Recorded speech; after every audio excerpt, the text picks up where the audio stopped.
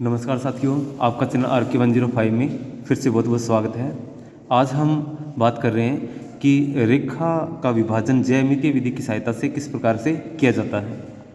इसके लिए एक उदाहरण के रूप में आपके सामने एक रेखा की लंबाई है 13.5 सेमी। यदि 13.5 सेमी अगर रेखा खींच दी जाए तो इस रेखा के अगर 5 विभाजन करने हैं और वो भी ज्यामितीय विधि की सहायता से करने हैं तो किस प्रकार से इसे हम कर सकते हैं।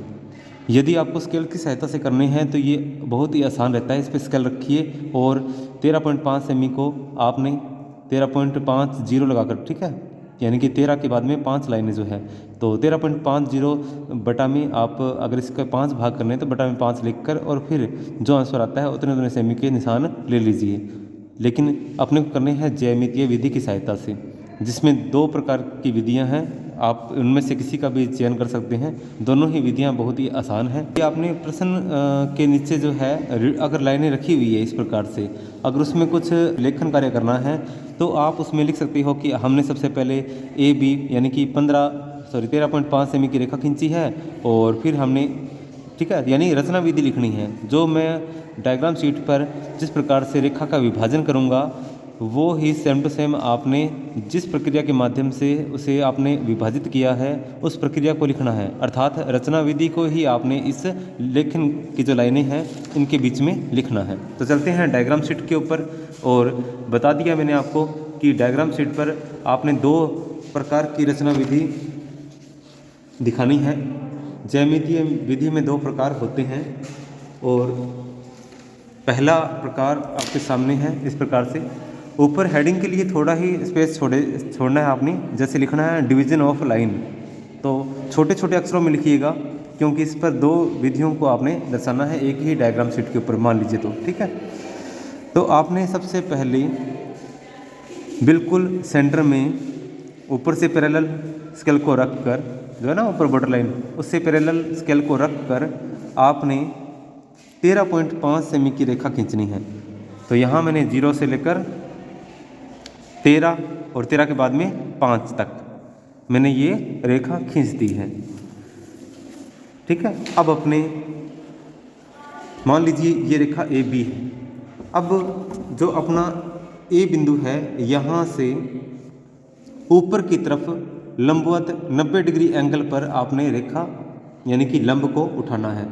तो इसके लिए आप D का इस्तेमाल कर सकते हैं, यानी कि चांदे की सहायता ले सकते हैं, लेकिन बिल्कुल लंबवत आपने इसमें रेखा खींच देनी है। तो आप यहाँ देखेंगे कि 90 डिग्री का कोण बन रहा है। आपने जो है वो 90 डिग्री के एंगल से ही ऊपर की तरफ काफ़ी लंबी लाइन खींच देनी है। पेंसिल से करोगे एक बार काम ये, तो बाद में जो एक्स्ट्रा लाइन है उसे आप मिटा भी दोगे। मैं पेन से कर रहा हूँ इसलिए ज़्यादा एक्स्ट्रा लंबी लाइनें नहीं खींच रहा हूँ। तो यहाँ नीचे की तरफ लाइन खींच दी, ठीक है। तो इस AB रेखा के A पे लंब ऊपर की तरफ, B का लंब जो है वो नीचे की तरफ आपने रेखा को खींच देना है। अब इस रेखा के विभाजन कितने करने हैं, तो प्रश्न में बताया गया है इस रेखा के 5 विभाजन करने हैं। तो यहाँ A बिंदु से जो ऊपर लंब पे जो है आपने 4 निशान लगाने हैं बराबर दूरी के। तो 4 निशान लगाने हैं, तो मैं यहाँ पर 2 सेमी रेखा का ही यूज़ कर लेता हूँ। तो half semi, 1 semi, 1.5 semi, 2 semi, मैंने इस पर 4 निशान लगा दिए हैं। ऐसे ही इस तरफ इस गिरते हुए स्तंभ यानी लंब के ऊपर भी मैंने हाफ सेमी के 1, 2, 3, 4 निशान लगा दिए हैं। फिर मैंने सबसे ऊपरी जो बिंदु है इसको इस रेखा के सबसे ऊपरी, समझ रहे हो, तो यहाँ अगर आप लिखोगे तो 1, 2, 3, 4, यहाँ लिखोगे तो 1, 2, 3, 4, तो इस 4 को ऊपर वाले को इस 1 से मिलाना है यहाँ, समझ रहे हो। इस सबसे ऊपर वाले को इस लंब के सबसे ऊपर वाले बिंदु से मिलाना है। बिल्कुल सही मिलाइएगा। जैसे ही आपके ये दोनों इस स्केल के सहारे बिल्कुल सही बैठते हैं उसके बाद में यहाँ से लेकर यहाँ तक आपने लाइन खींच देनी है। ये देखिए, फिर दूसरा विभाजन यहाँ से यहाँ तक, आपको पता होना चाहिए कि दोनों के दोनों जो है ये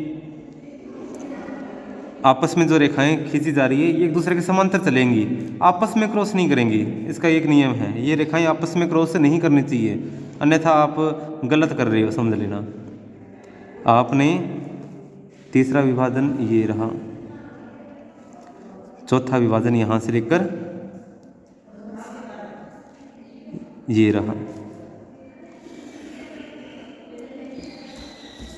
अब आप ध्यान देंगे तो आपको पता चलेगा कि आपने यहाँ पर एक बिंदु, यहाँ पर दूसरा, यहाँ पर तीसरा, यहाँ पर चौथा, जहाँ पर ये मुख्य रेखा को तिर्यक रेखाएं काट रही है वहाँ पर आपने डॉट लगा देने हैं। बाद में आपने देखना है 1 2 3 4 5 इसके डिवीज़न हो चुके हैं। अगर कहीं भी थोड़ी सी ही चूक होती है लंबाइयाँ मापने में तो आपके ये डॉट इधर उधर हो जाएंगे, थोड़ी इनमें गलतियाँ हो जाएगी। जैसे कि मैंने यहाँ ये बॉक्स थोड़ा बड़ा बनाया, हाफ सेमी की जगह थोड़ा सा ऊपर चला गया, जिसकी वजह से ये पहला बॉक्स थोड़ा बड़ा हो रहा है। इसके अंदर मैं डॉट थोड़ा इधर लगा देता हूँ, मुझे खुद को फील हो रहा है ऐसा। तो मैं यहाँ पर ये लंब पहला ऊपर की तरफ, दूसरा, कितना इसे लंबाई देनी है तो आप देख सकते हो कि अगर मैंने यहाँ इसे 1.5 ऊपर उठाया है तो यहाँ इसे 1.5 फिर से ऊपर उठा देता हूँ, 1.5 बिल्कुल सीधा 1.5। फिर तीसरा ये 1.5 बिल्कुल लंबवत हो, स्केल में इस तरफ मुझे दिख रही है रेखाएं, इन्हीं को देखकर मैं इसे सीधे करने का प्रयास कर रहा हूँ। इसके बाद में यहाँ 1.5 पर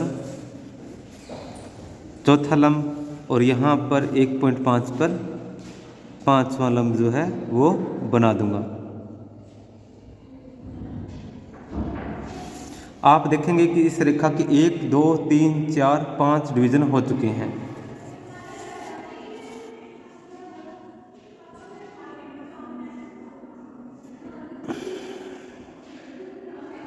अब इनके अंतिम छोर को आपस में मिलाते हुए इसे मापक का रूप अपने दे देंगे।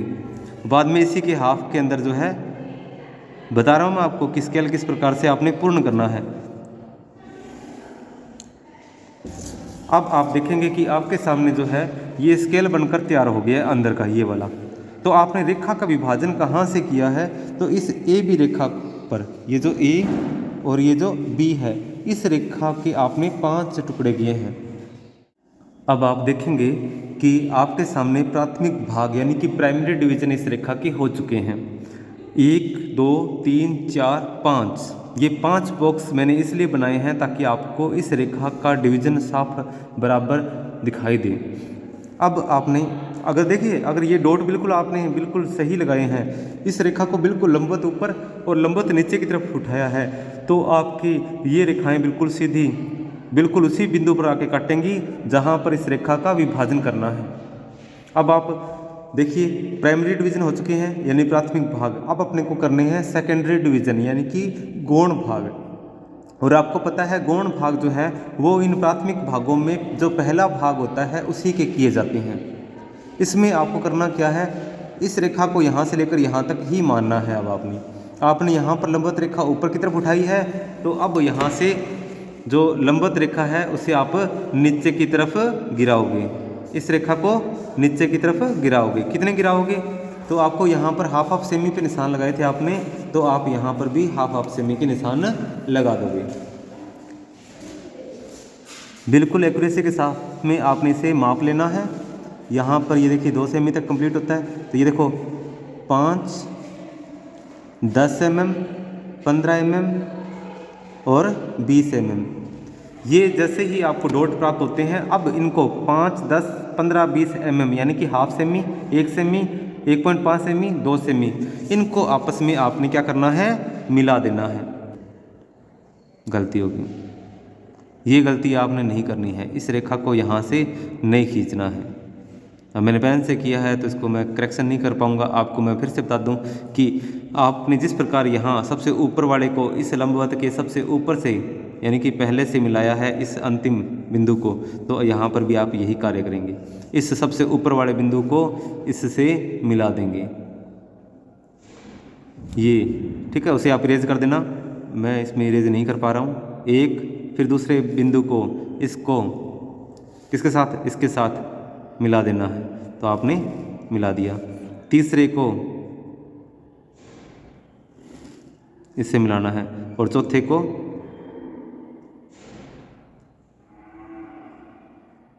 इस अंतिम बिंदु से मिला देना है। तो आप देखेंगे कि इनको मिलाने पर जहाँ से इस रेखा पे ये काटते हैं, 1 2 3 4, जो गलती मैंने की थी ना, नीचे से इस पहले को मिला दिया, फिर दूसरे से दूसरे को मिला दिया, तो ऐसा करोगे तो सभी एक ही जगह पर काटेंगे, इस रेखा के 2 शुद्ध विभाजन हो जाएंगे। लेकिन अगर आपने इस रेखा के 5 विभाजन करने हैं तो 4 निशान ऊपर की तरफ, 4 निशान नीचे की तरफ लगाने हैं। अगर इस रेखा के 6 विभाजन करने हैं तो 5 निशान ऊपर, 5 निशान नीचे, समझ रहे हो। कोई भी दूरी के आप निशान लगा सकते हो, कम से कम दूरी रखना, ताकि आप एक ही डायग्राम शीट पर 2 मापक यानी कि 2 रेखा विभाजन दिखा सको। तो आपने इस रेखा पे जो डिवीजन हुए हैं आपको प्राप्त, इसको बिल्कुल लंबवत ऊपर की तरफ बढ़ाना है, जो भी आपको रेखा विभाजन प्राप्त हुए हैं। जो गलतियां मुझसे हुई है वही गलतियां आपसे भी हो सकती है, इसलिए मैंने इसको एडिट नहीं किया वीडियो को, और मैंने आपको दिखाया है कि ये जो बीच में से ऐसे रेखा आपने एक को एक से मिलाकर बहुत बड़ी गलती कर दी थी। यानी कि हमें किससे मिलाना था, इसके 4 से इसके 1 को, इसके 3 से इसके 2 को इसके 3 से, और इसके 1 को इसके 4 से। यानी कि रेखाओं को इस प्रकार से समांतर ही नीचे उतारना है, जैसे इस हाथ में जो है उंगलियों का जो समांतर है ना, इसी प्रकार से। ठीक है, यहाँ भी ऐसे उतारा मैंने, यहाँ भी ऐसे उतारा। ठीक है, तो आपने ऐसे ही करना है। अब यहाँ आप लिख सकते हो जैसे डिवीजन ऑफ लाइन, हेडिंग डाल सकते हो टेम्पलेट से, डिवीजन ऑफ लाइन। तो इस प्रकार से ये कंप्लीट हो जाएगा। अब अपने दूसरा सेकंड शुरू करते हैं। तो इसके लिए भी आपने डायग्राम शीट के ऊपर बिल्कुल इसके नीचे कितना स्पेस है अपने को, ये देखो यहाँ इतना स्पेस पड़ा, काफ़ी है, क्योंकि मैंने इससे ऊपर वाले को ऊपर बनाया है थोड़ा सा, और इसकी रेखाएं भी थोड़ी छोटी छोटी रखी है ताकि इसका डिवीजन अच्छे से छोटे क्षेत्र में हो जाए। 2 बनाने ना, इसलिए। अब यहाँ पर इसके नीचे भी इतना स्पेस पड़ा है, तो मैं आपको ये बॉर्डर लाइन दिखा देता हूँ। ये बॉर्डर लाइन से मैं कम से कम ऊपर, थोड़ा ऊपर, समझ रहे हो, क्योंकि इसका सारा कार्य जो है वो नीचे की तरफ ही ज़्यादा चलेगा। अब ये देखो, आपने रेखा खींचनी है कितनी, 13.5, ये 0 से लेकर मैं यहाँ पर 13.5 की रेखा खींच देता हूँ। इसके आपने डिवीजन करने हैं कितने, अब ये ए बी रेखा है, मान लो ए बी रेखा आपने खींच देनी है, इसके डिवीजन करने हैं। अब इसमें आप एक रेखा खींचेंगे, इसी के नीचे जो कि तिर्यक रेखा होगी, जो कि कुछ ही डिग्री एंगल यानी कोण पर जो है ये बनेगी। ठीक है, ये रेखा आप यहाँ से यहाँ पेंसिल से खींचेंगे, इसे पेंसिल से खींचेंगे। ठीक है, क्योंकि इस रेखा की लंबाई कितनी भी रखिए, ठीक है, लेकिन आपने इस रेखा को थोड़ा सा इस तरफ भी बढ़ा देना है, इस रेखा से आगे भी बढ़ा देना है। ठीक है, अगर आपके पास डी अवेलेबल नहीं है, तो सेट स्क्वायर अवेलेबल नहीं है, तो आपको इससे आगे बढ़ा देना है। एक आसान सा तरीका बताऊंगा जिससे आप रेखा का विभाजन कर पाएंगे। अब आपने कितने विभाजन करने हैं इस रेखा के, इस पे ध्यान देना है। कितने विभाजन करने हैं, तो 5 विभाजन करने हैं। तो मैं इस जो कंपास है मेरे पास प्रकार है, इससे मैं कोई भी दूरी के, समझ रहे हो, कोई भी दूरी के थोड़े ना रेखा के अकॉर्डिंग की 5 हो जाए लगभग, तो उससे मतलब नहीं है कि एक्यूरेट ही रखना है, कोई भी दूरी के आप निशान लगा सकते हो, ये आप पे डिपेंड करता है। इस पेंसिल वाली रेखा है, इसी पे आपने 1 2 3 4 और 5 निशान लगा देने हैं। जैसे ये 5 निशान लग जाएं, उसके बाद का कार्य आपने इसे मतलब पेंसिल की रेखा को चाहो तो इरेज कर दो भले ही।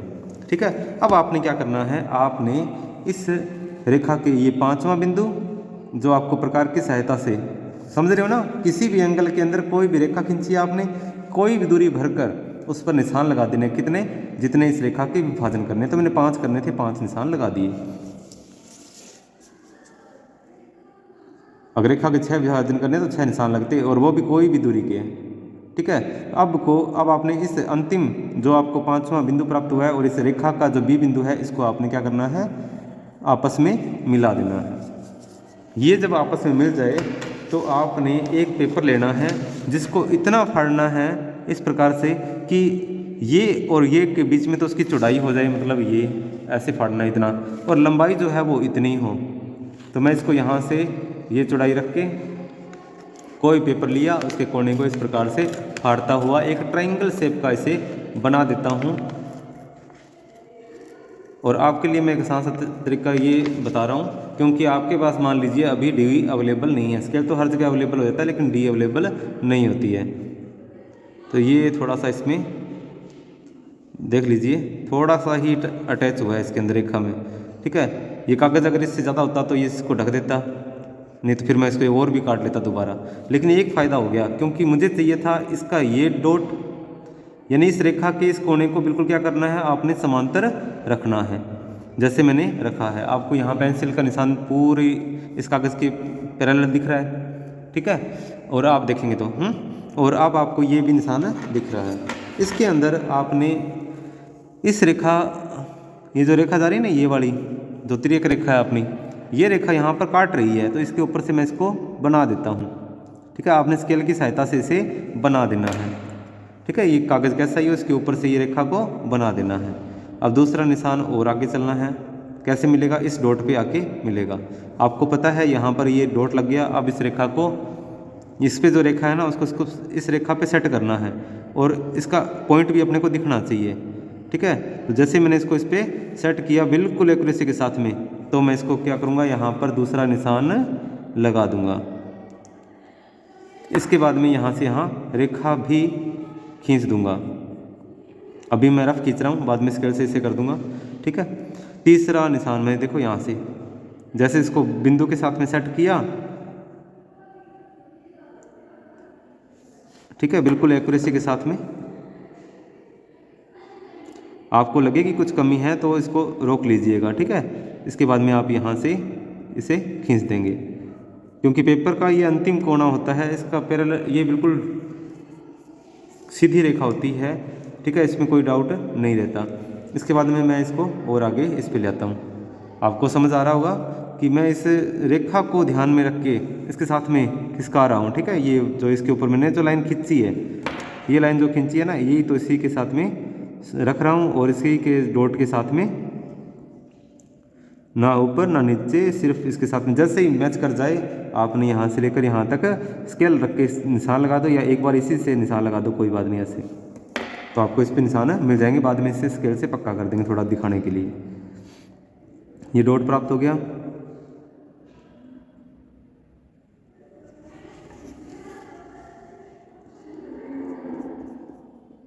ये अब आप देखेंगे कि इस कागज़ की सहायता से हमने यहाँ पर ये बिंदु प्राप्त कर लिए हैं। ये बिंदु कहाँ पर है, ये बिंदु देखो, यहाँ पर,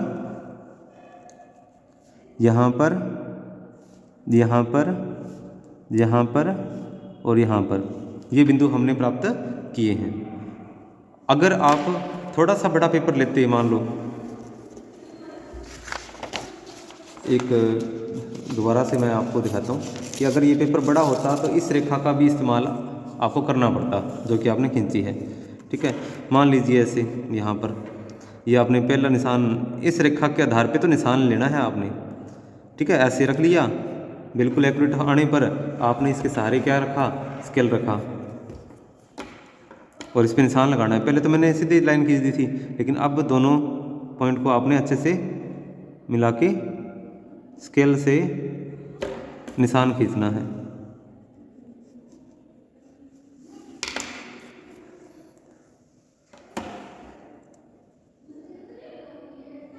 ठीक है, अब इसके बाद में आपने इसको इस पे रखना है। ये देखो, जब ये रेखा पे लाइन पे रखोगे तो आपको ये दिखेगा कि ये रेखा इसके समांतर है, और ऊपर बिंदु आपको बिल्कुल एक्यूरेट रेखा दिख रही है ना इसके अंदर से। फिर इसके बाद में इसे स्लाइड कराओगे आगे। इस रेखा को मिलाते हुए आपने आगे की तरफ बढ़ाना है। दिख रहा है? ऐसे ही मैंने इसको यहाँ किया,